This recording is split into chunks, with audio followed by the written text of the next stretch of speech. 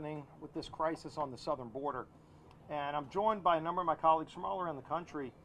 And we started yesterday touring around with the Border Patrol agents, especially last night when you see the large numbers of people crossing illegally over the Rio Grande.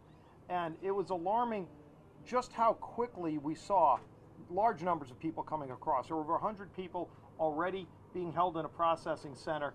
And then as we were standing there less than an hour, you just would see groups of people coming across, one after another, knowing that because of what President Biden has done with his policy since taking office, President Biden sent the message around the world that America's border is open. And you see the drug cartels especially exploiting these major loopholes in America's southern border to make millions of dollars a day bringing people across illegally. What was most heartbreaking is seeing the young kids, so many young children that are being trafficked and brought across. Many of them sexually assaulted along the way. When they come here, they've already been separated from their families in most cases. And then today we went to the detention facility. And this really underscores how egregious President Biden's policy is on these children. We went into a facility in the middle of a pandemic that is designed to hold no more than 250 people. Today there's more than 4,000 people. And then we looked in some of President Biden's holding cells that he's set up for these young kids. Most of these cells were designed for 33 people. They have over 400 in each of these cells. One of the first people we encountered was a young girl, maybe no more than 10 years old, who was crying. And we asked her, "Why are you crying?"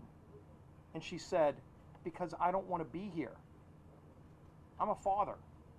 How could President Biden and Kamala Harris allow this to go on and not even come here and see it for themselves? It's a disgrace that they won't come and talk to girls like the girl we talked to this morning, crying because she doesn't want to be here, but because he wants to appease his far left base and tell the world that America's border is open and undermine our national security. These kids are pawns in his dangerous game. It's got to stop. It was created when President Biden got rid of things like the Remain in Mexico policy. He could put that back in place tomorrow and stop this surge of illegals coming over. Stop this boondoggle he's given to the drug cartels to not only make millions of dollars off the human trafficking, but they know what the loopholes do to our Border Patrol agents. 40% of America's Border Patrol agents at these high trafficked areas are not stopping the drugs from coming in, which is their mission and what they want to do. They have to be over at these holding facilities babysitting the children that have come over, and the drug dealers know it, which means there are porous areas of our border opened up for the drugs to come across. And the drug dealers know while the Border Patrol agents are taking care of the kids that are coming across illegally, they have free reign to bring in drugs illegally. President Biden, you know this is going on.